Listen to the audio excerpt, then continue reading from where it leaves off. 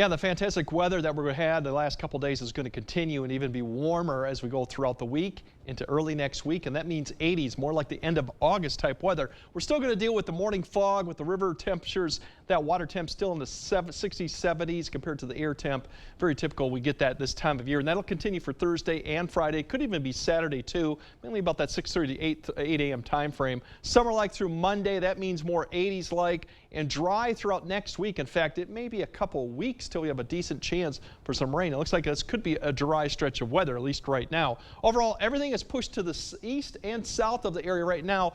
That'll be the low that down to the south that'll begin to pull the hurricane back to the north. But overall, for us, we're just going to deal with that morning fog. As I mentioned, about 6:30, 5:30 time frame, you'll start to see it developing. A few of the areas at the north may start earlier than that. Really, it's really that about 7:30 time frame. It doesn't really indicate much going on here in this map, but I do expect to see some dense areas around like a quarter to a half for a short time frame during the morning commute along the river. So something to keep in mind of if you're crossing bridges or near the river areas. Overall, there's your high temperatures, upper 70s, low 80s, about 5 to 10 degrees or even more actually above average. So that's a good thing as we go throughout the torchlight parade. We're looking at fantastic conditions, only getting back down to about the mid to upper 60s with light winds.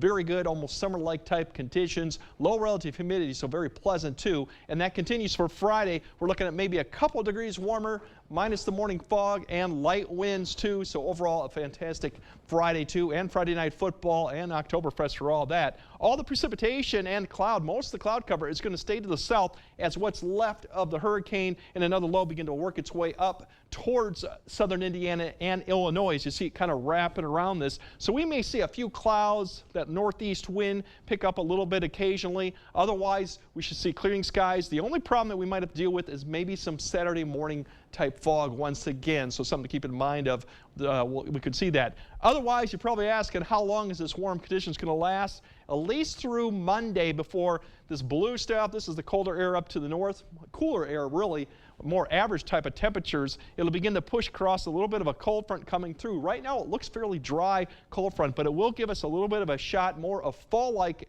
temperatures, but it doesn't look like it's going to last too long because all the warmth out to the west, we should get that kind of building back in towards the area towards the second half of next week. So it'll be a sharp drop there come Monday, Tuesday, but that is actually where we should be coming with the Tuesday temperatures in the mid 60s, and then we'll climb back up a little bit. But until then, I mean, there's just two words to describe the forecast: dry and warm, minus the morning fog. So that's about it.